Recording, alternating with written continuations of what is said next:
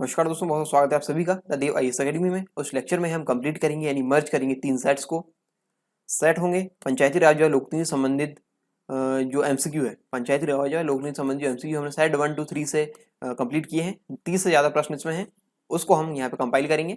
और पिछले 25 वर्षों के प्रश्नों का अवलोकन इसमें किया गया है, 1995 से लेकर 2019 तक के। और किस परीक्षा में पूछे गया सवाल है, ये है यूपीएससी की सीएससी परीक्षा है। सीएससी यानी सिविल सेवा परीक्षा की प्रारंभिक परीक्षा में पूछे गया सवाल है। आप तक ये वीडियो हिंदी भाषा में लेकर आ रहा हूँ। मेरा नाम है देवरत्न के।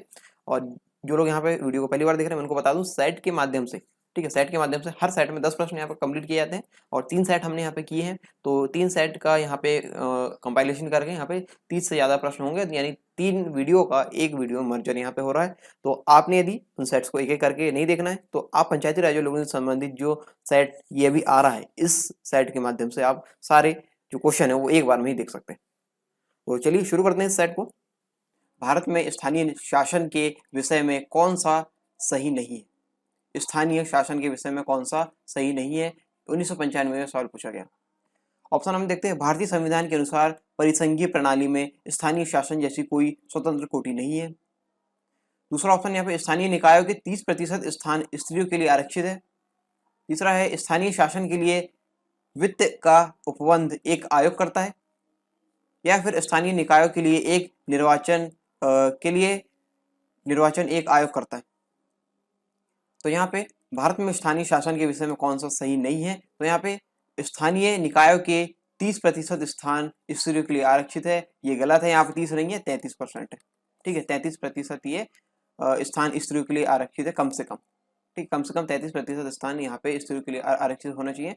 तो ये बी वाला ऑप्शन यहाँ पे गलत है। बाकी जो भारतीय संविधान के अनुसार परिसंघीय प्रणाली में स्थानीय शासन जैसी कोई स्वतंत्र कोटि नहीं है, तो ये बिल्कुल सही है। स्थानीय शासन के लिए वित्त का उपबंध एक आयोग करता है, ये भी सही है। और स्थानीय निकायों के लिए निर्वाचन एक आयोग करता है, ये भी बिल्कुल सही है। ठीक है, तो आंसर हो जाएगा इसका बी, जो कि गलत है। ये कथन यहाँ पे गलत है, हमको गलत ही चुनना था, तो आंसर है इसका बी। 33% आरक्षण कम से कम स्त्रियों के लिए होना चाहिए। 73वें संविधान संशोधन अधिनियम 1993 के अनुसार महिलाओं के लिए आरक्षित सीटें 33% से कम नहीं होनी चाहिए।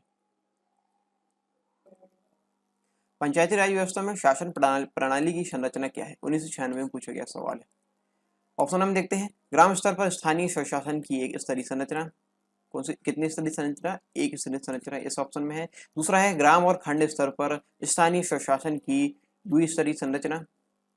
तीसरा है ग्राम, खंड और जिला स्तर पर स्थानीय स्वशासन की त्रिस्तरीय संरचना। या फिर चौथा है ग्राम, खंड, जिला और राज्य स्तर पर स्थानीय स्वशासन की चतुस्तरीय संरचना। तो यहाँ पे आप सभी जानते हैं पंचायती राज व्यवस्था में शासन प्रणाली की संरचना है ग्राम, खंड और जिला स्तर पर, यानी स्थानीय स्वशासन की जो संरचना है यहाँ पे त्रिस्तरीय है। ठीक है, 3 टायर सिस्टम है हमारे यहाँ, 3 टायर सिस्टम, त्रिस्तरीय संरचना है। आंसर है इसका सी। आंसर है सी। एक स्तरीय नहीं है, 2 स्तरीय नहीं है और चतुस्तरीय नहीं है, त्रिस्तरीय संरचना है यहाँ पे। 73वें संविधान संशोधन अधिनियम के अनुसार पंचायती राज व्यवस्था में त्रिस्तरीय संरचना है, और जिसमें ग्राम, खंड और जिला स्तर पर स्थानीय स्वशासन की व्यवस्था की गई है। अगला सवाल है, अक्टूबर 1959 में पंचायती राज भारत में सर्वप्रथम आरंभ किया गया। 1998 में पूछा गया सवाल। सर्वप्रथम यहाँ पे अक्टूबर 1959 में पंचायती राज कहाँ पे प्रारंभ किया, किस राज्य में यहाँ पे आरंभ किया गया? सॉरी, प्रारंभ नहीं, आरंभ किया गया। राजस्थान में, तमिलनाडु में, केरल में या कर्नाटक में? तो यहाँ पे अक्टूबर 1959 में पंचायती राज भारत में सर्वप्रथम राजस्थान में शुरू किया गया। आंसर इसका ए। आंसर इसका ए, पंचायती राज व्यवस्था सर्वप्रथम 2 अक्टूबर 1959 में राजस्थान के जिला नागौर में लागू की गई। कहाँ पे की गई? राजस्थान के जिला नागौर में। और इसके तुरंत बाद यह व्यवस्था 1959 में आंध्र प्रदेश में लागू की गई। ठीक है, सन सेम है, यानी जो वर्ष है वो सेम है, लेकिन यहाँ पे तारीखों में फर्क है, इसलिए यहाँ पे आंसर है इसका राजस्थान। ठीक है, आंसर है इसका ए। इसके साथ ही साथ यह व्यवस्था आंध्र प्रदेश में भी लागू की गई थी, लेकिन तारीख थोड़ी लेट थी, तो यहाँ पे आंसर है इसका ए, राजस्थान में। अगला सवाल है, वर्ष 1993 में अधिनियमित नए पंचायती राज बिल में पहले से हटकर अनेक नए प्रावधान है। निम्नलिखित में से कौन सा ऐसा प्रावधान नहीं है? निम्नलिखित में से कौन सा ऐसा प्रावधान नहीं है, ये हमको बताना है। 4 यहाँ पे ऑप्शन दिए गए, 3 इसमें प्रावधान है, 1 नहीं है, वो हमको चूज करना है। 1999 का सवाल है। अन्य क्षेत्रों के साथ साथ कृषि, ग्रामीण विकास, प्राथमिक शिक्षा और सामाजिक वानिकी के क्षेत्र में अनेक सम्मिलित दायित्व। अगला है, सभी पदों के लिए उसके रिक्त होने पर निर्वाचनों का अज्ञापक किया जाना। पंचायतों में 1/3 पदों तक महिलाओं का सर्वाधिक प्रतिनिधित्व। पंचायत के सदस्यों के लिए नियमित पारिश्रमिक ताकि उनकी समय पाबंदी और जवाबदेही सुनिश्चित हो। तो यहाँ पे ये जो प्रश्न है, वर्ष 1993 में अधिनियमित नए पंचायती राज बिल में पहले से हटकर नए प्रावधान है। तो निम्नलिखित में से कौन सा ऐसा प्रावधान नहीं है? तो यहाँ पे ए बी सी प्रावधान है। यहाँ पे अन्य क्षेत्रों के साथ साथ कृषि, ग्रामीण विकास, प्राथमिक शिक्षा और सामाजिक वानिकी के क्षेत्र में अनेक सम्मिलित दायित्व है, ये शामिल है इसके अंतर्गत। दूसरा भी है, सभी पदों के लिए उसके रिक्त होने पर निर्वाचनों का अज्ञापक किए जाना, ये भी इसमें शामिल है। पंचायतों में 1/3 पदों, ठीक है, 33% इसको बोलना चाहिए, 1/3 पदों तक महिलाओं का सर्वाधिक प्रतिनिधित्व, ये भी इसके अंतर्गत है। लेकिन चौथा वाला नहीं है, पंचायत के सदस्यों के लिए नियमित पारिश्रमिक ताकि उनकी समय पाबंदी और जवाबदेही सुनिश्चित हो। तो यहाँ पे चौथा कथन गलत है। तो हमको यही चूज करना है कि प्रावधान कौन सा नहीं है। तो आंसर हो जाएगा इसका डी, ठीक है, आंसर हो जाएगा इसका डी। और ये जो चौथे में जो बातें लिखी गई है वह प्रावधान 73वें संविधान संशोधन अधिनियम 1993 में शामिल नहीं किया गया था, इसलिए ये गलत है और आंसर भी इसका यही है, आंसर है इसका डी। अगला सवाल है, एक कॉलेज का विद्यार्थी अपने नगर की नगर परिषद म्युनिसिपल काउंसिल में चुने जाने का इच्छुक है। उसके नामांकन की वैधता अन्य शर्तों के साथ साथ इस महत्वपूर्ण शर्त पर निर्भर करेगी कि उसके नामांकन की वैधता अन्य शर्तों के साथ, शर्त और भी रहती है, सिर्फ एक शर्त नहीं रहती है, उसके साथ साथ इस महत्वपूर्ण शर्त पर निर्भर करेगी कि यहाँ पे कौन सी शर्त है जिस पे ये निर्भर होगा। सन 2000 में सवाल पूछा गया। वह अपने कॉलेज के प्रचार से अनुमति प्राप्त कर ले, वह किसी राजनीतिक दल का सदस्य हो, उसका नाम मतदाता सूची में हो, वह भारतीय संविधान के प्रति निष्ठा की घोषणा दाखिल करे। तो यहाँ पे वह अपने कॉलेज के प्रचार से अनुमति प्राप्त कर ले, ऐसा जरूरी नहीं है। वह किसी राजनीतिक दल का सदस्य हो, ऐसा भी जरूरी नहीं है, क्योंकि निर्दलीय भी यहाँ पे जो इंडिपेंडेंट कैंडिडेट होते हैं, जो निर्दलीय सदस्य होते हैं, वो भी यहाँ पे नामांकन भर सकते हैं। दूसरा भी गलत है, उसका नाम मतदाता सूची में सम्मिलित हो, ठीक है, तो ये कथन बिल्कुल सही है, ठीक है। तीसरा सही है, वह भारतीय संविधान के प्रति निष्ठा की घोषणा दाखिल करे। तो यहाँ पे जो सी वाला है इस प्रश्न के लिए बिल्कुल ठीक है, उसका नाम मतदाता सूची में सम्मिलित हो, आंसर है इसका सी, आंसर है इसका सी। भारत का संविधान किसी भी राजनीतिक सार्वजनिक पद पर चुनाव लड़ने के लिए किसी भी भारतीय नागरिक को अधिकार प्रदान करता है, लेकिन इसके लिए सर्वप्रथम उस नागरिक का नाम मतदाता सूची में शामिल होना चाहिए। अगला सवाल है, सूची 1 को सूची 2 से सम्मिलित कीजिए और सूचियों के नीचे दिए कूट का प्रयोग कर सही उत्तर चुनिए। सन 2000 में सवाल पूछा गया है। स्थानीय निकाय है सूची 1 में, सूची 2 में है राज्य। 1999 की स्थिति के अनुसार 1999 में क्या स्थिति थी राज्य की स्थानीय निकाय के संदर्भ में, ये हमको बताना है।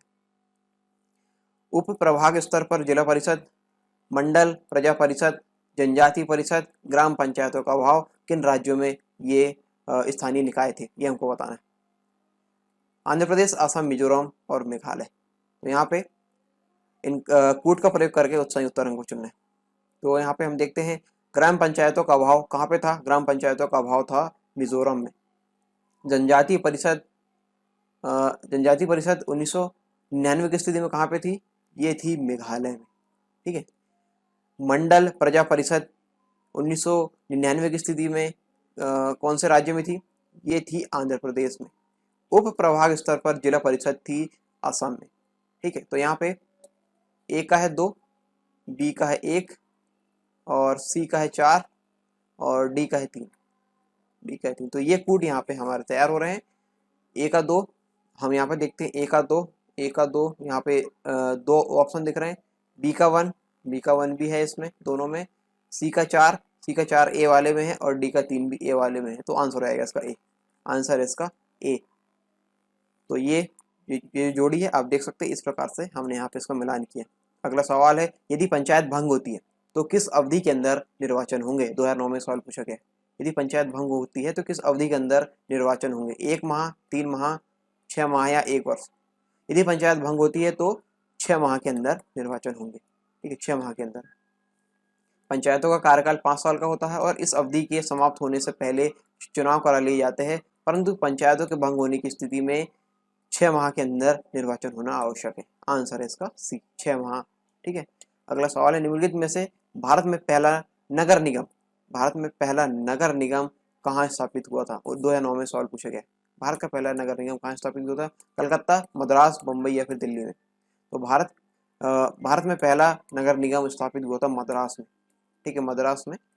आंसर इसका बी, मद्रास नगर निगम भारत का सबसे पुराना नगर निगम है, जिसकी स्थापना 1688 में की गई। और कलकत्ता नगर निगम की स्थापना 1876 में, बम्बई नगर निगम की स्थापना 1888 में तथा दिल्ली नगर निगम की स्थापना 1958 में की गई। ठीक है, आंसर इसका बी, सबसे पहला जो नगर निगम कहाँ स्थापित हुआ था तो ये था मद्रास में। अगला सवाल है, संविधान 73वां संशोधन अधिनियम 1992 जिसका लक्ष्य देश में पंचायती राज संस्थापनों को प्रोत्साहित करना है, निम्नलिखित में से किन या किस चीजों की व्यवस्था करता है? निम्नलिखित में से किस चीज की व्यवस्था करेगा, ये हमको बताना। सन 2011 में सवाल पूछा गया और निम्नलिखित कूटों के आधार पर सही उत्तर हमको चुनना है। जिला योजना समितियों का गठन करने की, राज्य निर्वाचन आयोग द्वारा सभी पंचायतों का चुनाव कराने की, राज्य वित्त आयोगों की स्थापना करने की। तो यहाँ पे संविधान 73वां संशोधन अधिनियम 1992 जिसका लक्ष्य देश में पंचायती राज संस्थापनों को प्रोत्साहित करना है, निम्नलिखित में से किन चीजों की व्यवस्था करता है? तो यहाँ पे जिला योजना समितियों का गठन करने की व्यवस्था ये नहीं करता है, पहला गलत है। दूसरा है, राज्य निर्वाचन आयोग द्वारा सभी पंचायतों का चुनाव कराने की, तो ये कथन सही है। राज्य वित्त आयोगों की स्थापना करने की, ठीक है, तो ये भी कथन सही है। तो 2 और 3 यहाँ पे सही है। उत्तर हम देख लेते हैं, केवल एक और 2, केवल 2 और 3 और 1, 2 और 3। तो आंसर है इसका सी, केवल 2 और 3, केवल 2 और 3। जिला योजना समितियों का गठन करने की व्यवस्था का उल्लेख 74वें संविधान संशोधन में किया गया था, 74वें संशोधन, और यहाँ पे बात हो रही है 73वें की। ठीक है, तो 73वें में ये नहीं किया गया। आंसर है इसका सी। अगला सवाल है, पंचायत अनुसूचित क्षेत्रों में विस्तार अधिनियम 1996 के अंतर्गत समाविष्ट क्षेत्रों में ग्राम सभा की क्या भूमिका या शक्ति है? उपर्युक्त में से कौन सा या कौन से कथन सही है, ये हमको बताने हैं। 2012 में सवाल पूछा गया। एक ग्राम सभा के पास अनुसूचित क्षेत्रों में भूमि का हस्तांतरण रोकने की शक्ति होती है। हाँ, ये सही है, ये कथन बिल्कुल सही है, पहला कथन यहाँ पर सही है। दूसरा हम देखते हैं, ग्राम सभा के पास लघु वनोपज का स्वामित्व होता है, तो लघु वनोपज का स्वामित्व ग्राम सभा के पास होता है, ये भी सही है। तीसरा है, अनुसूचित क्षेत्रों में किसी भी खनिज के लिए खनन का पट्टा, यहाँ पे किसी भी खनिज के लिए खनन का पट्टा अथवा पूर्वेक्षण लाइसेंस प्रदान करने हेतु ग्राम सभा की अनुशंसा आवश्यक है, तो यहाँ पे ये कथन गलत है। ठीक है, इसके बाद पहला और दूसरा सही है। यहाँ पे अगली स्लाइड में बताऊंगा कि ये क्यों गलत है। ठीक है, पहला दूसरा कथन सही है, तीसरा यहाँ पे गलत है। तो यहाँ पे उपरोक्त में से कौन से सही है ये हमको बताने हैं। केवल एक और 2 दोनों, 2 और 3, 1, 2 और 3, 1 और 2 दोनों, तो आंसर है इसका बी। ठीक है, आंसर है इसका बी। पंचायती राज अनुसूचित क्षेत्रों में विस्तार अधिनियम 1996 के अंतर्गत ग्राम सभा के पास अनुसूचित क्षेत्रों में भूमि का हस्तांतरण रोकने, केवल लघु वन उपज का स्वामित्व रखने का खनन, लघु वन उपज का स्वामित्व का खनन, पट्टा या पूर्वेक्षण लाइसेंस प्रदान करने की अनुशंसा का अधिकार है। ठीक है, केवल लघु वन उपज का स्वामित्व, खनन, पट्टा, यहाँ पे है किसी भी खनिज के लिए खनन का पट्टा, तो ये यहाँ से गलत हो गया था कथन। ठीक है, इसलिए ये उत्तर नहीं होगा। यहाँ पे तीसरा कथन गलत है, 1 और 2 सही है, तो आंसर हो जाएगा इसका बी। अनुसूचित जनजाति एवं अन्य पारंपरिक वनवासी वन अधिकारों की मान्यता अधिनियम 2006 के अधीन व्यक्तिगत या सामुदायिक वन अधिकारों अथवा दोनों की प्रकृति एवं विस्तार के निर्धारण की प्रक्रिया को प्रारंभ करने के लिए कौन प्राधिकारी होगा? कौन प्राधिकारी होगा ये हमको बताना। 2013 में सवाल पूछा गया। राज्य वन विभाग, जिला कलेक्टर या उपायुक्त, तहसीलदार या खंड विकास अधिकारी या मंडल राजस्व अधिकारी या फिर ग्राम सभा? तो यहाँ पे अनुसूचित जनजाति एवं अन्य पारंपरिक वनवासी वन अधिकारों की मान्यता अधिनियम 2006 के अधीन व्यक्तिगत या सामुदायिक वन अधिकारों अथवा दोनों की प्रकृति एवं विस्तार के निर्धारण की प्रक्रिया आरंभ करने के लिए प्राधिकारी होगी ग्राम सभा। आंसर इसका डी, ग्राम सभा इसकी प्राधिकारी होगी। अनुसूचित जनजाति एवं अन्य पारंपरिक वनवासी अधिनियम 2006 के भाग 6 के तहत यह बताया गया है कि व्यक्तिगत या सामुदायिक वन अधिकारों अथवा दोनों की प्रकृति एवं विस्तार का निर्धारण कौन करेगा। और सर्वप्रथम ग्राम सभा इस बात पर पुष्टि करता है कि कौन कितने दिन से किस जमीन पर खेती कर रहा है या बस रहा है, किस तरह की वन संपदा ग्रहण कर रहा है, वन संपदा संग्रह कर रहा है, ग्रहण नहीं कर रहा है। ग्राम सभा यह कर्तव्य पालन इसलिए करता है क्योंकि यह एक जनसभा है जहां हर व्यक्ति गांव का हर व्यक्ति है भाग लेता है और यह एक स्वच्छ तथा गणतांत्रिक प्रतिष्ठान है। ग्राम सभा के अनुमोदन के बाद तालुका तथा जिला स्तर पर इन बातों की पुष्टि होती है। ठीक है, इसलिए इसका आंसर है, इसका प्राधिकारी कौन होगा, इसका प्राधिकारी होती है ग्राम सभा। आंसर है इसका डी। अगला सवाल है, सरकार ने अनुसूचित क्षेत्रों में पंचायत विस्तार पेशा अधिनियम को 1996 में अधिनियमित किया। कब किया अधिनियम? 1996 में। और निम्नलिखित में से कौन सा एक उसके उद्देश्य के रूप में अभिज्ञात नहीं है? 2013 में सवाल पूछेगा, ये हमको बताना है। पेशा के अंतर्गत के अंतर्गत यहाँ पे कौन सा नहीं आता, ये हमको बताना है। ठीक है, 3 यहाँ पे ऐसे जो पेशा के अंतर्गत आएंगे, चौथा जो भी रहेगा वो नहीं आएगा। स्वशासन प्रदान करना, पारंपरिक अधिकारों को मान्यता देना, जनजाति क्षेत्रों में स्वायत्त क्षेत्रों का निर्माण करना है, या फिर जनजाति लोगों को शोषण से मुक्त करना। पेशा के अंतर्गत जो चीजें आती है वो हम देख लेते हैं, तो हमें जो नहीं आती वो यहाँ पे मिल जाएगा। स्वशासन प्रदान करना, ये इसके अंतर्गत है पेशा के अंतर्गत। पारंपरिक अधिकारों को मान्यता देना, ये भी पेशा के अंतर्गत है। जनजातीय क्षेत्रों में स्वायत्त क्षेत्रों का निर्माण करना, ये भी है पेशा के अंतर्गत। और जनजाति लोगों को शोषण से मुक्त करना, ये पेशा के अंतर्गत नहीं है। ठीक है, ये पेशा के अंतर्गत नहीं है। क्यों नहीं है? क्योंकि यहाँ पे देखिए, स्वशासन प्रदान करना, पारंपरिक अधिकारों को मान्यता देना और जनजातीय क्षेत्रों में स्वायत्त क्षेत्रों का निर्माण करना, इन उद्देश्यों की प्राप्ति यदि हो रही है, ठीक, इन 3 उद्देश्यों की यदि प्राप्ति हो जाएगी तो चौथा उद्देश्य की प्राप्ति अपने आप हो जाएगी। इसलिए इसका जो यहाँ पे दिया गया है किसके उद्देश्य के रूप में अभिज्ञात नहीं है, तो ये इसका उद्देश्य नहीं है। इसका उद्देश्य है 3, ये 3 वाले है, तो ये चौथा ऑटोमेटिक प्राप्त हो जाएगा, इसलिए चौथा यहाँ पे नहीं है। ठीक है, आंसर इसका डी। आंसर इसका डी। अगला सवाल है, पंचायती राज व्यवस्था का मूल उद्देश्य क्या सुनिश्चित करना है? 2015 में सवाल पूछा गया है। क्या मूल उद्देश्य सुनिश्चित करना है? विकास में जनभागीदारी, राजनीतिक जवाबदेही, लोकतांत्रिक विकेंद्रीकरण, या फिर वित्तीय संग्रहण, जिसे इंग्लिश में बोलेंगे फाइनेंशियल मोबिलाइजेशन। नीचे दिए गए कूट का प्रयोग कर सही उत्तर हमको चुनना है। ठीक है, कूट का प्रयोग करते हुए चुनना है। तो पंचायती राज व्यवस्था का मूल उद्देश्य क्या है, क्या हो सकते हैं? विकास में जनभागीदारी, क्या ये है? हाँ, ये इसके अंतर्गत आता है। राजनीतिक जवाबदेही इसके अंतर्गत नहीं आता है।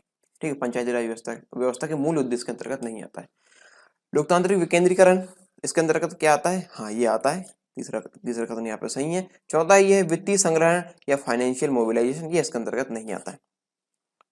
ठीक है, तो यहाँ पे सही वाले हमको चुनना है, सही उत्तर चुनना है। तो दूसरा और तीसरा यहाँ पे है, और दूसरा तीसरा हम देख लेते हैं किस ऑप्शन में यहाँ पड़ रहा है, किस कूट में यहाँ पे आ रहा है। केवल 1 2 3, 2 और 4, 1 और 3, 1 2 3 और 4। तो यहाँ पे 1 और 3 आ रहा है सी वाले ऑप्शन में, यानी आंसर इसका सी। आंसर है सी। अनुच्छेद 243 बी भारत में त्रिस्तरीय पंचायत राज व्यवस्था का प्रावधान करता है। यह स्थानीय स्तर पर स्वशासन की एक व्यवस्था है। इसका मूल उद्देश्य आम जनता को विकास मूलक प्रशासन में भागीदारी के योग्य बनाना तथा सत्ता का लोकतांत्रिक विकेंद्रीकरण करना है। आंसर है इसका सी। अगला सवाल है, निम्नलिखित कथनों पर विचार कीजिए। 2016 का यह सवाल है। उपर्युक्त कथनों में से कौन से सही है, ये हमको बताने हैं। अब इसका हम कथन पढ़ते हैं। किसी भी व्यक्ति के लिए पंचायत का सदस्य बनने के लिए न्यूनतम निर्धारित आयु 25 वर्ष है। पंचायत के समय पूर्व भंग होने के पश्चात पुनर्गठित पंचायत केवल अवशिष्ट समय के लिए जारी रहेगी। यहाँ पे देखिए दूसरा कथन ये क्या कहना चाह रहा है, जैसे 5 साल के लिए इसका कार्यकाल रहता है पंचायत का। ठीक है, जो सरपंच बनता है उसका कार्यकाल रहता है 5 साल का। लेकिन यदि बीच में ये भंग हो जाए, पंचायत समय पूर्व भंग हो जाए, तो जो बात इसके बाद जो मान लीजिए 2 साल बाद ये भंग हो गई, ठीक है, तो इसके बाद यदि पंचायत पुनर्गठित होगी तो यहाँ पे देखिए 2 साल तक ये चली, अभी 3 साल इसके बाकी है, तो अगली जो पुनर्गठित पंचायत होगी वो अगले 3 साल के लिए ही बनेगी। ठीक है, यहाँ पे दिए केवल अवशिष्ट समय के लिए जारी रहेगी। क्या ये कथन सही है? ये कथन बिल्कुल सही है। ठीक है, लेकिन पहला कथन यहाँ पे जो दिए, किसी व्यक्ति के लिए पंचायत का सदस्य बनने के लिए न्यूनतम निर्धारित आयु 25 वर्ष है, तो ये कथन यहाँ पे गलत है। 25 वर्ष नहीं है, 21 वर्ष है। ठीक है, 21 वर्ष है। वोट डालने के लिए 18 वर्ष में योग्य हो जाते हैं, लेकिन पंचायत का सदस्य बनने के लिए 25 वर्ष यहाँ पे दिए, लेकिन 25 वर्ष नहीं, ये है 21 वर्ष।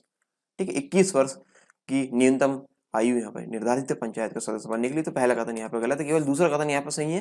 तो ऑप्शन हम यहाँ पे देख लेते हैं, केवल एक, केवल दो, एक और दो दोनों, ना तो एक नहीं दो, तो केवल दूसरा कथन है, आंसर इसका बी, आंसर इसका ये केवल दो। यह सवाल दिशा प्रकाशन के राजनीतिक संग्रह पेज 121 से सीधा हल किया जा सकता है। जो दिशा प्रकाशन का राजनीतिक संग्रह है उससे उसके पेज 121 से सीधा ये हल किया जा सकता है। पंचायती राज निकायों में चुनाव लड़ने के लिए न्यूनतम आयु 21 वर्ष है, इसलिए पहला कथन यहाँ पे गलत है। और दूसरा कथन सही है, पेज 121 के अंतिम पंक्ति में शब्दशाह है, यदि पंचायत समय पूर्व भंग हो जाए तो 6 माह के अंदर चुनाव अनिवार्य है तथा नई पंचायत शेष समय के लिए गठित होगी। ठीक है, इस प्रकार ये कथन के बारे में हमने यहाँ पे जाना, और इसका उत्तर यहाँ पे केवल दूसरा, तो आंसर है इसका बी। अगला सवाल हम देखते हैं, ये सवाल आ गए हैं लोकनीति संबंधित यहाँ पर सवाल आ गए। पंचायती राज वाले सवाल यहाँ खत्म हो चुके हैं। टोटल 14 प्रश्न यहाँ पे पूछे गए पिछले 25 वर्षों में। ठीक है, अब हम देखते हैं लोकनीति संबंधित प्रश्न। कृषि लागत और मूल्य आयोग CACP के निम्नलिखित में से कौन कौन से उद्देश्य है? CACP के निम्नलिखित में कौन कौन से उद्देश्य है? 1995 में ये सवाल पूछा गया। नीचे दिए कूटों में सही उत्तर चयन करना है, तो सही वाले हमको चुनना है CACP के अंतर्गत, कृषि लागत और मूल्य आयोग के अंतर्गत, कि इनके उद्देश्य क्या है। कृषि मूल्यों का स्थिरीकरण, कृषकों के लिए सार्थक वास्तविक आय स्तरों का सुनिश्चय, लोक वितरण पद्धति के माध्यम से उपभोक्ताओं को आवश्यक कृषि मूल्य उचित दरों पर उपलब्ध करवाकर उनके हितों की रक्षा, या फिर कृषकों के लिए अधिकतम मूल्य का सुनिश्चय। तो CACP के जो उद्देश्य है उसके अंतर्गत यहाँ पे कृषकों के लिए अधिकतम मूल्य का सुनिश्चय करना ये नहीं आता है, तो चौथा कथन यहाँ पे गलत है। तीसरा हम देखते हैं, लोक वितरण पद्धति के माध्यम से उपभोक्ताओं को आवश्यक कृषि मूल्य उचित दरों पर उपलब्ध करवाकर उनके हितों की रक्षा करना, ये इसके अंतर्गत आता है। और कृषकों के लिए सार्थक वास्तविक आय स्तरों को सुनिश्चय करना, ये भी इसके अंतर्गत आता है। पहला है कृषि मूल्यों का स्थिरीकरण, ये भी इसके अंतर्गत आता है। ठीक है, तो पहला, दूसरा और तीसरा कथन यहाँ पे सही है। इसके अंतर्गत जो कूट है हम यहाँ पे देख लेते हैं, पहला, दूसरा, तीसरा, 1 2 4, 1 3 4, 2 3 4, 3 2 4। ठीक है, तो यहाँ पे देखिए पहला, दूसरा और तीसरा सही है, तो कूट के अनुसार उत्तर हो जाएगा इसका ए। कूट के अनुसार उत्तर हो जाएगा इसका ए। ठीक है, तो ये उद्देश्य है इसके 3, जो कि हमने यहाँ पे देखे। अगला सवाल है, निम्नलिखित विधानों में से कौन सा एक पर्यावरण की सुरक्षा के विषय में व्यवहृत नहीं होता है? पर्यावरण की सुरक्षा के विषय में, यानी इससे संबंधित ये नहीं होता। 1999 का सवाल है। जल उपकर अधिनियम 1977, वन संरक्षण अधिनियम 1980, लोक दायित्व बीमा अधिनियम 1991, या फिर पतन विधि संशोधन अधिनियम 1997। तो यहाँ पे पर्यावरण की सुरक्षा के विषय में व्यवहृत नहीं होता है।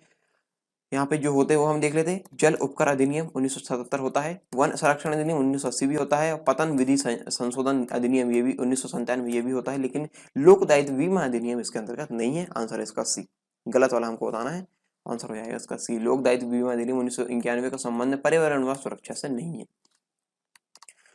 सूची 1 को सूची 2 से सम्मिलित कीजिए और सूचियों के नीचे दिए गए कूट का प्रयोग कर सही उत्तर हमको चुनना है। प्रकाशक और प्रकाशन के बारे में यहाँ पे दिए गए हैं। ये प्रकाशक है, संस्था या संस्थान के बारे में यहाँ पे है, और ये प्रकाशन या जो प्रकाशित करते हैं वो यहाँ पे दिए। 2001 का सवाल है। उद्योग मंत्रालय है, केंद्रीय सांख्यिकी है, भारतीय रिजर्व बैंक है, और वित्त मंत्रालय यहाँ पे है। और प्रकाशन इनके क्या क्या है? करेंसी और वित्त संबंधी रिपोर्ट, आर्थिक समीक्षा संगठन, थोक मूल्य सूचकांक, और राष्ट्रीय लेखा सांख्यिकी इसके अंतर्गत है।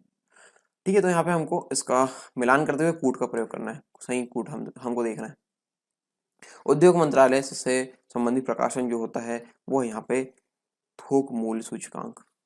ठीक है, थोक मूल्य सूचकांक ये इसके अंतर्गत प्रकाशन है। दूसरा है केंद्रीय सांख्यिकी। केंद्रीय सांख्यिकी का जो प्रकाशन है वो है राष्ट्रीय लेखा सांख्यिकी। ठीक है, आगे है भारतीय रिजर्व बैंक। तो यहाँ पे ये इससे संबंधित प्रकाशन क्या है? तो ये करेंसी और वित्त संबंधी रिपोर्ट प्रकाशित करता है। वित्त मंत्रालय के अंतर्गत क्या है? आर्थिक समीक्षा संगठन। ठीक है, ये इसके अंतर्गत है। तो यहाँ पे कूट का प्रयोग कर हम सही उत्तर चुनेंगे। ए का है 4, ठीक है, सॉरी ए का है 3, ए का है यहाँ पे 3, बी का है यहाँ पे कितना है? 4, सी का है यहाँ पे कितना? 1, और डी का यहाँ पे 2। डी का यहाँ पे हो जाएगा 2। 1 4 3 4 1 2 इस प्रकार ये कोड यहाँ पे बनेगा। तो ए का 3 वाला हम देख लेते हैं। ए का 3 किसमें मिल रहा है? ए का 3 बी वाले में मिल रहा है। ए का 4 यहाँ पे, ए का 3 बी और डी वाले में मिल रहा है। तो बी और डी को हम चेक करेंगे। ए का है 3, बी का है 4, तो बी का 4 दोनों में मिल रहे हैं। अब सी का हम देखते हैं। सी का है 1, सी का 1 बी वाले में मिल रहा है, डी वाले में नहीं मिल रहा, तो ये चौथा वाला गलत हो जाएगा। पहला तीसरा चौथा गलत हो जाएगा। और जो डी वाला है डी वाला है 2, तो डी वाला 2 यहाँ पे इसके अंतर्गत आ जाएगा। आंसर हो जाएगा इसका बी। आंसर हो जाएगा इसका बी। इस प्रकार ये कूट यहाँ पे सुमेलित होगा। अगला सवाल है, रेलवे अंचलों के लिए संसद सदस्यों की परामर्शदात्री समिति का गठन किया जाता है। सन 2002 में सवाल पूछा गया है। भारत के राष्ट्रपति द्वारा, रेल मंत्रालय द्वारा, संसदीय कार्य मंत्रालय द्वारा या फिर परिवहन मंत्रालय द्वारा। तो रेलवे अंचलों के लिए संसद सदस्यों की परामर्शदात्री समिति का गठन किया जाता है संसदीय कार्य मंत्रालय द्वारा। संसदीय कार्य मंत्रालय द्वारा आंसर है इसका सी। इस समिति का मुख्य उद्देश्य सरकार और संसद सदस्यों के बीच अनौपचारिक वार्तालाप द्वारा विभिन्न परियोजनाओं को क्रियान्वित करना है, इसलिए इसका आंसर यहाँ पे सी है। अगला सवाल है, निम्नलिखित कथनों में से कौन सा एक सही नहीं है? 2003 में सवाल पूछा गया। कौन सा कथन सही नहीं है ये हमको बताना है। संसद के अधिनियम के अंतर्गत स्थापित हुई भारतीय परिषद एक स्वायत्त अर्ध न्यायिक संगठन है। भारतीय परिषद स्वायत्त अर्ध न्यायिक संगठन है। यहाँ पे पत्र सूचना कार्यालय सूचना माध्यमों से जुड़े लोगों की मान्यता प्रदान करता है और ताकि उन्हें सरकारी सूत्रों से आसानी से सूचना प्राप्त हो सके। भारत के सभी राज्यों में से महाराष्ट्र में सर्वाधिक संख्या में समाचार पत्र प्रकाशित होते हैं। प्रेस ट्रस्ट ऑफ इंडिया देश की सबसे बड़ी समाचार एजेंसी है। तो यहाँ पे हमको ये बताना है कि गलत कौन सा है। तो यहाँ पे एक एक करके हम देखते हैं। लास्ट वाला जो है, प्रेस ट्रस्ट ऑफ इंडिया देश की सबसे बड़ी समाचार एजेंसी है, तो ये बिल्कुल सही है। भारत के सभी राज्यों में से महाराष्ट्र में सर्वाधिक संख्या में समाचार पत्र प्रकाशित होते हैं, तो क्या सही है? ये सही नहीं है। महाराष्ट्र नहीं है, कोई और राज्य है, ये है मध्य प्रदेश। ठीक है, तो गलत वाला हमको यहाँ पे मिल गया।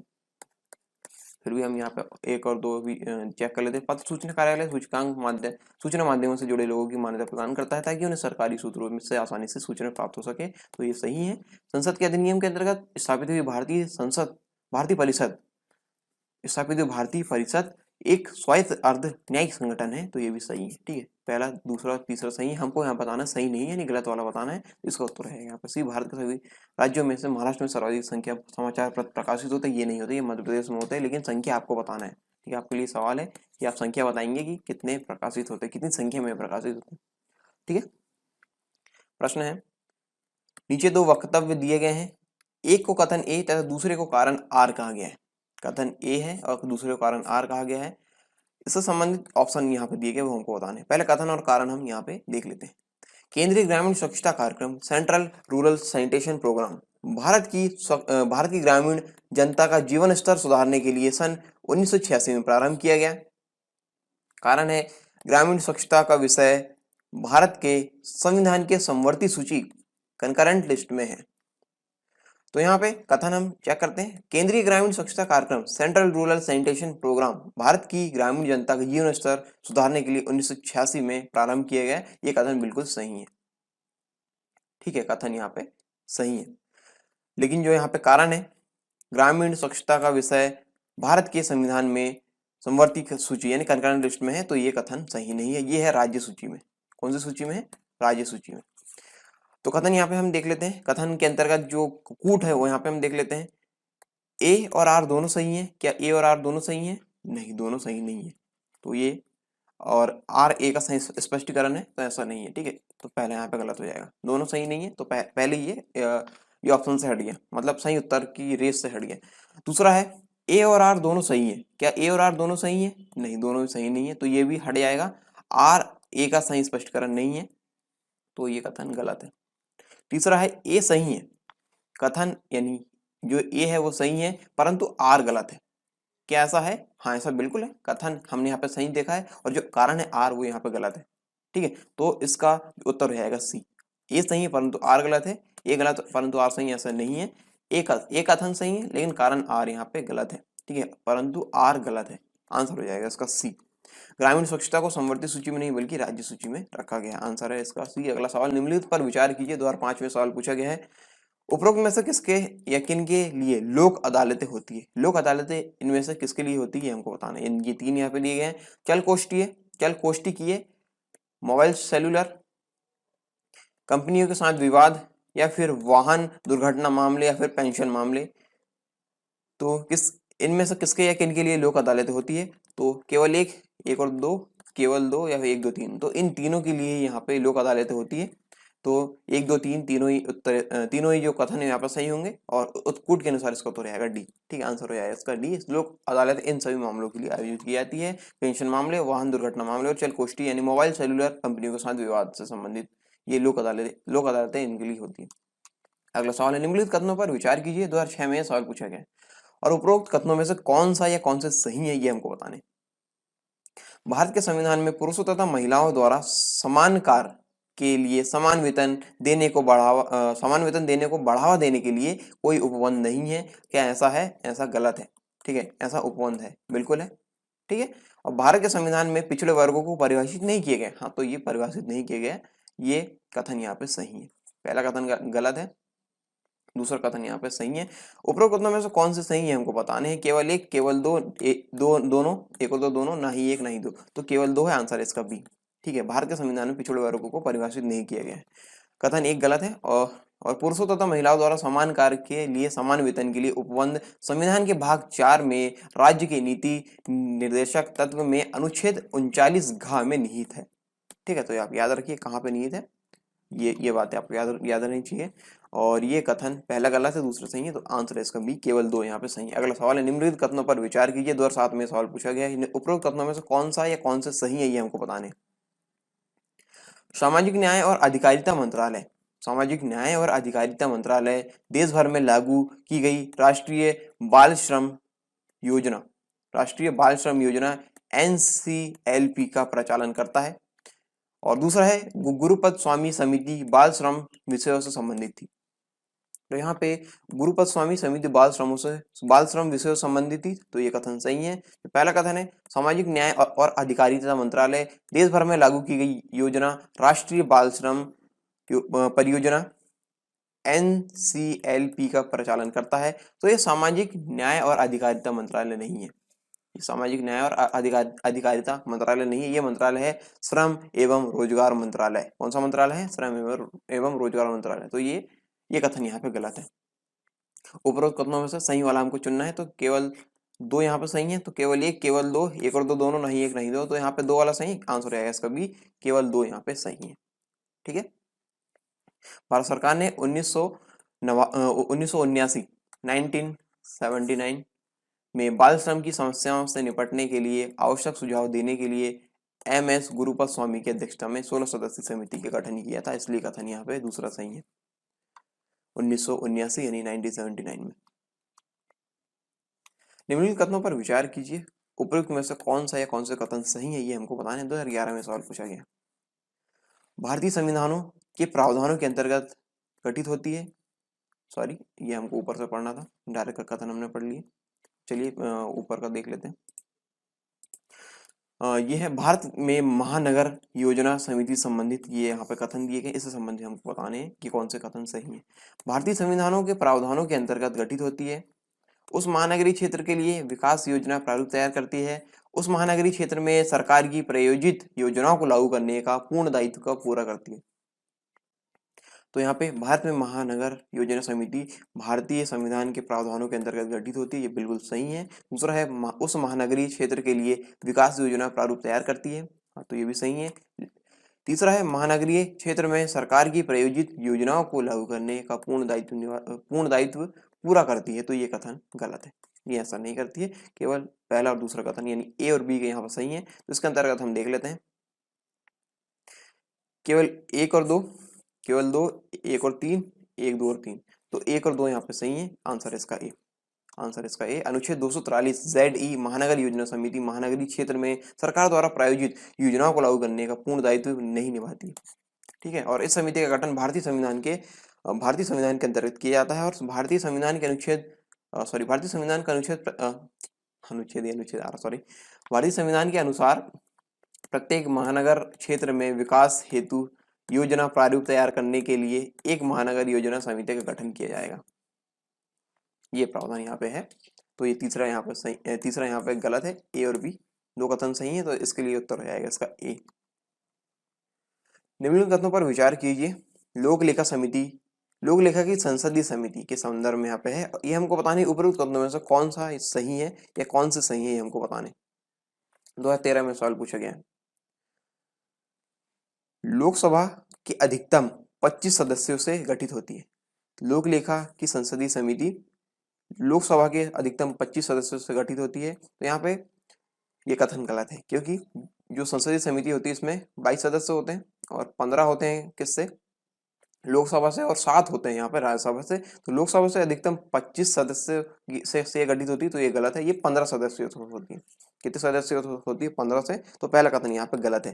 दूसरा हम देखते हैं, सरकार के विनियोग तथा वित्त लेखाओं की जांच करती है, तो ये बिल्कुल करती है। भारत के नियंत्रक महालेखा परीक्षक की रिपोर्ट की जांच करती है, तो ये क्या सही है, हाँ ये भी सही है। भारत के नियंत्रक महालेखा परीक्षक की रिपोर्ट की जांच भी करती है। उपरोक्त कथनों में से कौन से सही है, ये हमको बताने। केवल एक, केवल दो और तीन, केवल तीन, एक, दो और तीन। दूसरा और तीसरा कथन सही है, तो यहाँ पे केवल 2 और 3 आएगा। आंसर है इसका बी। लोकसभा की संसदीय समिति 15 सदस्यों द्वारा गठित होती है और इस समिति का काम है विभिन्न सरकारी व्यय के विवरण की जांच करना। ठीक है। अगला सवाल है, एक राष्ट्रीय मुहिम राष्ट्रीय गरिमा अभियान चलाई गई है। 2016 में सवाल पूछा गया है। 4 ऑप्शन यहाँ पे हैं, हम देखते हैं किसके अंतर्गत ये चलाई गई है। आवासहीन और निराश्रित लोगों के पुनर्वास और उन्हें उपयुक्त जीविकोपार्जन के स्रोत प्रदान करने के लिए, यौन कर्मियों सेक्स वर्कर को उनके पेशे से मुक्त कराने और उन्हें जीविकोपार्जन के वैकल्पिक स्रोत प्रदान करने के लिए, या फिर मैला ढोने की प्रथा को समाप्त करने और मैला ढोने वाले कर्मियों के पुनर्वास के लिए, बंधु मजदूरों का उनके बंधन से मुक्त कराने और उनके पुनर्वास के लिए। तो यहाँ पे एक राष्ट्रीय मुहिम राष्ट्रीय गरिमा अभियान चलाई गई है, मतलब ये मैला ढोने की प्रथा को समाप्त करने और मैला ढोने वाले कर्मियों के पुनर्वास के लिए। आंसर है इसका सी। आंसर है इसका सी। यह भारत में गंदगी ढोने वाले के व्यापक पुनर्वास और अमानवीय व्यवहार के उन्मूलन के लिए एक अभियान है और आसिफ शेख को जन साहस के अभियान के द्वारा इस अभियान राष्ट्रीय गरिमा अभियान के लिए विशेष रूप से जाना जाता है। राष्ट्रीय गरिमा अभियान स्वयंसेवी संगठन के नेतृत्व में गंदगी ढोने वालों के लिए आंदोलन है। ठीक है, आंसर इसका सी। अगला सवाल है, भारत में विशिष्टता असुरक्षित जनजातीय समूहों particularly vulnerable tribal groups PVTGS के बारे में निम्नलिखित कथनों पर विचार कीजिए। 2019 में सवाल पूछा गया PVTGS के बारे में। ठीक है, PVTGS देश में 18 राज्यों तथा एक संघ राज्य क्षेत्र में निवास करते हैं। क्या सही है? पहले तो हम देख लेते हैं कि प्रश्न पूछा गया सही पूछा गया गलत पूछा गया। उपरोक्त कथनों में से कौन से कथन सही है, ये हमको बताना। सही कथन पूछा है, तो यहाँ पे हम सही चेक करेंगे। PVTGS देश के 18 राज्यों तथा एक संघ राज्य क्षेत्र में निवास करते हैं, तो ये कथन सही है। स्थिर या कम होती जनसंख्या PVTG स्थिति के निर्धारण के मानदंडों में से एक है, तो ये सही है, ये कथन भी सही है। ठीक है, तीसरा हम देखते हैं, देश में अब तक 95 PVTGs आधिकारिक रूप से अधिसूचित है, तो ये 95 नहीं है, ये है 75। कितनी है? 75। तो ये तीसरा कथन यहाँ पर गलत है। PVTGs की सूची में इरुलार और कोंडा रेड्डी जनजातियां शामिल की गई है, हाँ, तो ये कथन सही है। ठीक है, तो सही वाले हमको बताने हैं। 1, 2 और 4 यहाँ पर सही है, तो ऑप्शन हम देख लेते हैं। 1, 2 और 3, 2, 3 और 4, 1, 2 और 4 और 1, 3 और 4, तो 1, 2 और 4 यहाँ पे सही है। आंसर इसका सी। 1, 2 और 4 आंसर है इसका सी। भारत सरकार द्वारा 75 जनजातीय समूह को विशेष रूप से कमजोर जनजातीय समूह PVTs के रूप में वर्गीकृत किया गया है और PVTGs 18 राज्यों तथा अंडमान और निकोबार द्वीप समूह संघ राज्य क्षेत्र में रहते हैं। मुख्यतः असुरक्षित जनजातीय समूह की स्थिर या कम होती जनसंख्या PVTG स्थिति के निर्धारण के मानदंडों में से एक है और PVTG की सूची में तेलंगाना के खम्मम जिले के कोंडा रेड्डी और तमिलनाडु के इरूलर जनजातियां शामिल की गई है। ठीक है, तो ये दोनों जनजातियां यहाँ पे शामिल की गई। ठीक है, तो पहला, दूसरा और चौथा कथन सही है, आंसर इसका सी। आंसर इसका सी। अगला सवाल है, निम्नलिखित कथनों पर विचार कीजिए। 2019 में सवाल पूछा गया है, उपरोक्त कथनों में से कौन सा सही है, ये हमको बताना है। भ्रष्टाचार के विरुद्ध संयुक्त राष्ट्र convention, United Nations Convention against Corruption UNCAC का भूमि, समुद्र और वायुमार्ग से प्रवासियों की तस्करी के विरुद्ध एक प्रोटोकॉल होता है।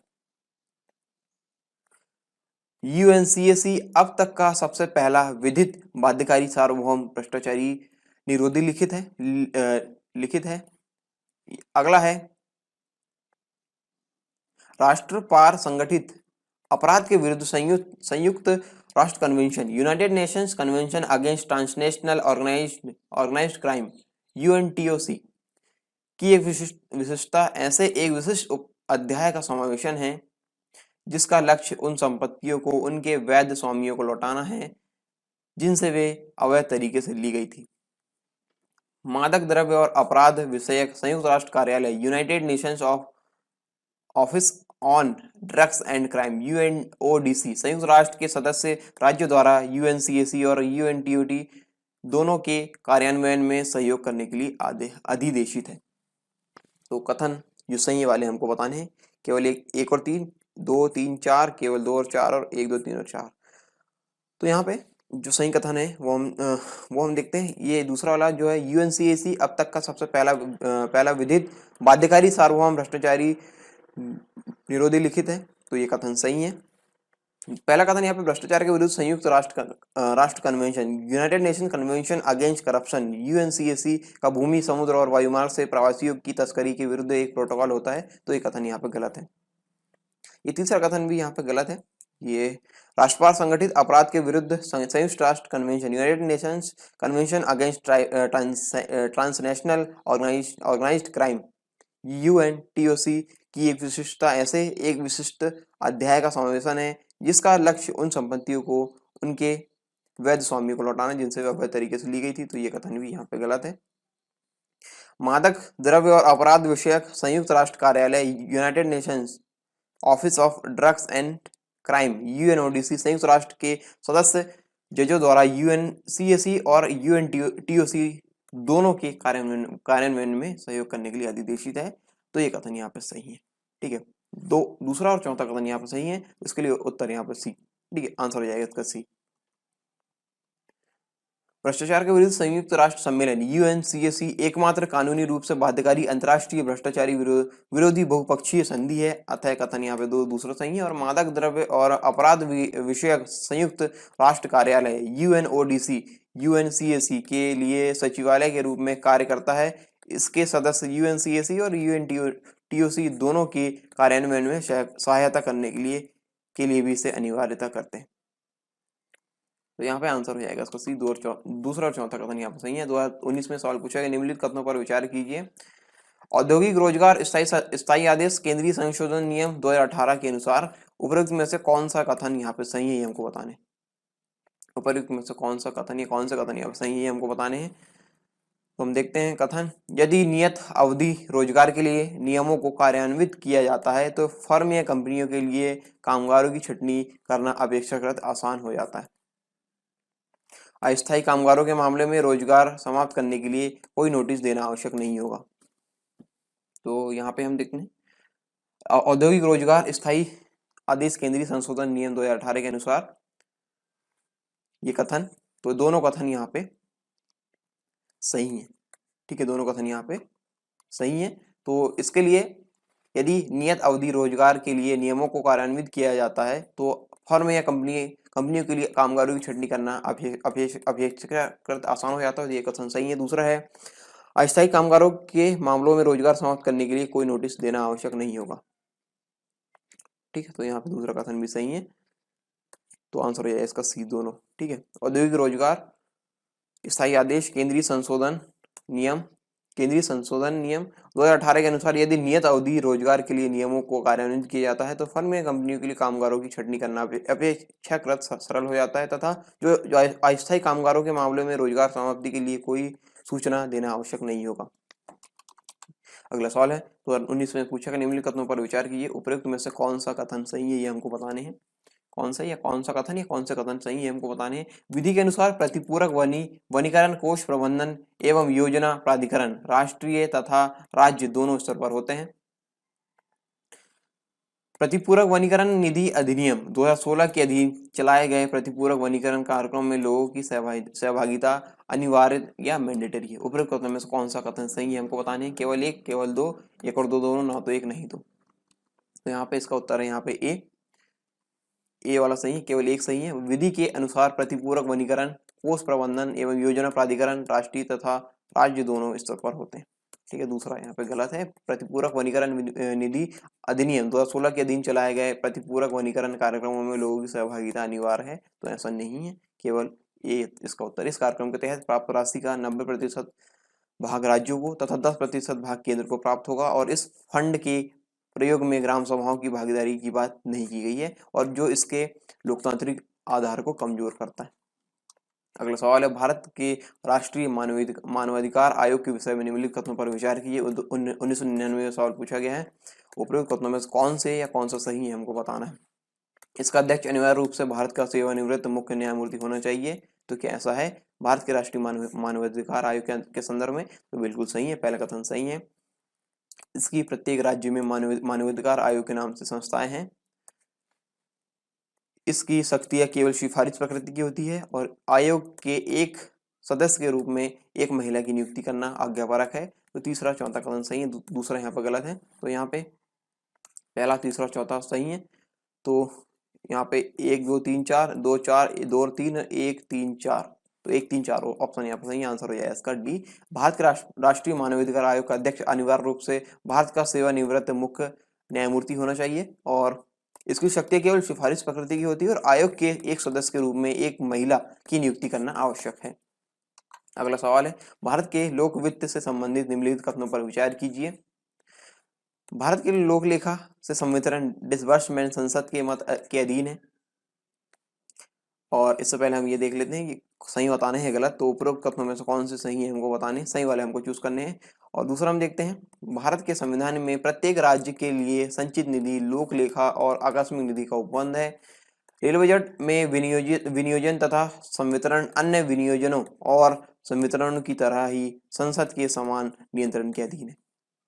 तो सही वाले हमको चेक करने हैं। तो यहाँ पे देखिए रेल बजट में विनियोजन तथा संवितरण अन्य विनियोजनों और संवितरणों की तरह ही संसद के समान नियंत्रण के अधीन है, तो ये कथन बिल्कुल सही है। दूसरा कथन जो है यहाँ पे भारत के संविधान में प्रत्येक राज्य के लिए संचित निधि, लोक लेखा और आकस्मिक निधि का उपबंध है, ये भी सही है। और भारत के लोक लेखा संवितरण डिस्बर्समेंट संसद के मत के अधीन होता है, ये यहाँ पे गलत है। तो यहाँ पे दूसरा और तीसरा कथन सही है, तो आंसर हो जाएगा इसका बी। आंसर हो जाएगा इसका यहाँ पे बी। भारतीय संसद में प्रत्येक राज्य के लिए संचित निधि और लोक लेखा का प्रावधान अनुच्छेद 266 और के अंतर्गत तथा आकस्मिक निधि का प्रावधान अनुच्छेद 267 के अंतर्गत है, तो आंसर है इसका बी। और यहाँ पे पंचायती राज व लोक नीति संबंधित एमसीक्यू की यहाँ पे समाप्त होती है। ठीक है, तो मिलते हैं नेक्स्ट वीडियो में, तब तक के लिए जय Hind. Thanks for watching the Dev IAS academy.